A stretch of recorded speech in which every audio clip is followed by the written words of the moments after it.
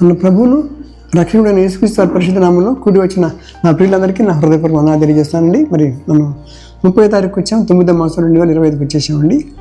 ఇక్కడ నాకు ఇచ్చిన తలంపులు మరి సామెతల నుంచి తీసుకుంటున్నాం. 30వ అధ్యాయంలో ఉంటుంది. 5వ వచనం మాట్లాడుతుందండి. సామెతలు 9కి వస్తాం. 5లో ఏమని చెప్తుందంటే, దేవుని మాట అన్నీ పుట్టం పెట్టబడినవే, ఆయన ఆశ్రయించే వారికి ఆయన కేడము, ఆయన మాటలతో ఏమీ చేర్చకమని అంటాడు. ఆయన గద్దిస్తాడేమో అని చెప్పి అంటున్నాడు. 7వ వచనం 30వ అధ్యాయం 7వ వచనం మాట్లాడుతుంది. దేవా, నేను నీతో 2 మనవులు చేసుకుంటున్నాను. ఏంటంటే, నేను చనిపోక ముందు వాటిని నాకు అనుగ్రహించము. 2 అంత జ్ఞాని, అన్ని సంపాదించుకున్నాడు. వెండి బంగారములు ప్రభా అన్ని ఆస్తులు సంపాదించుకున్నటువంటి సొలొమోను మహాజ్ఞాని మాట్లాడుతున్న మాటలు ఆశ్చర్యం వస్తుంది. ఏమన్నాడు ఇక్కడ చూడండి, అక్కడ వ్యర్థమైన వాటిని అబద్ధములను నాకు దూరంగా ఉంచుము.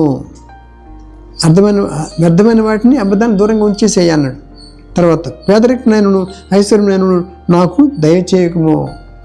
పేదవాడికి ఉంచొద్దు, అధికంగా ధనం ఉన్నాళ్ళకి ఉంచొద్దు. ఇలా ఏమంటే తగినంత ఆహారం నాకు ఎంత మంచి మాట అండి. తగినంత ఆహారం నాకు దయచేమి. కావాల్సిన గుప్పుడు అన్నం కోసమే మనం బతికేది. కూడు గుడ్డ గూడు మూడే కావాల్సింది, కానీ తినేదంతమ్మా తగినంత ఆహారం మాకు దయచేయము, అనుగ్రహించము.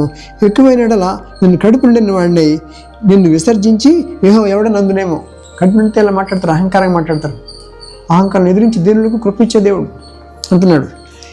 ఎవడని అందునేమో, లేక బేదనై దొంగిలి నా దేవుని నామను దూషించునేమో.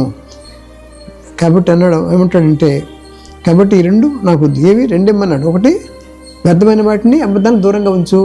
2 పేదరికం వద్దు, ఐశ్వర్యం వద్దు, తగినంత ఇచ్చేసేయి. తర్వాత అన్నాడు ఎక్కువైతే, ఎందుకనంటే ఎక్కువైతేనేమో కడుపు నిండివాడి యెహోవా దేవుడు ఎవడు అంటానేమో, ఆ మాట రావద్దు. ఒకవేళ తక్కువ ఇస్తే ఏమంటుంటారు, నేను పేదవాడైతే దొంగిలి నా దేవుని మనం దూషించనేమో. కాబట్టి అంత చక్కగా మాట్లాడుతుంది. గమనకి అంతే చాలు. మనకి 4:19 ఫిలిప్పీ కూడా మాట్లాడుతుంది. దేవుడు తన ఐశ్వర్యం చొప్పున ఆయన ప్రతి అవసరం మనం తీరుస్తానని చెప్పి మాట్లాడుతుంది. కాబట్టి అవసరాలు తీర్చే దేవుడు. లగ్జరీస్కి వెళ్ళక్కర్లండి. మనం ఉన్నదాంతో తృప్తిపడి బ్రతుకుతాం. వాక్యం ధ్యానించుకుందాం, మన పిల్లలను రక్షణలో నడిపిద్దాం, వాళ్ళకి మంచి విద్యాబుద్ధులు చెప్తాం, వాళ్ళకి మంచి కెరీర్ వచ్చేటట్టు ప్రార్థన చేద్దాం. వాళ్ళ కోసం మనం ప్రార్థన చేద్దాం. తప్పకుండా అందరూ రక్షణ పొంది ఆయన రాజ్యానికి వారసులు అవ్వటకు దేవుడు కృప చూపుతుంది గాక. చిన్న ప్రార్థన. ప్రేమ తండ్రి, సామెతలు రాసినటువంటి లేఖన భాగం 30వ అధ్యాయం 7 నుంచి 8 వరకు చదువుకున్నాం.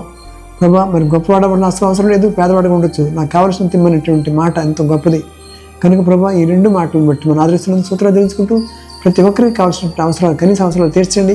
ఇప్పుడు సమస్యని పరిష్కారం చూపించండి, మేలు దయచేయండి, అన్నగుంటి ముట్టి బాగుంచండి, సమస్య పరిష్కారం చూపిస్తామని రక్షణ దయచండి. ఇంక విజ్ఞాపన చేస్తున్నాం. అనేక మంది మా చుట్టుపక్కల వాళ్ళు రక్షణ పొందకుండా ఇంకా ఉన్నారు ప్రభు. వారందరినీ కూడా దర్శించి రక్షించుకొని వారిని నీ రాజ్యాన్ని వారసులుగా చేసుకుంటున్నామని యేసుక్రీస్తు వారి పరిశుద్ధ నామములో అడిగి వేడుకుంటున్నాం తండ్రి.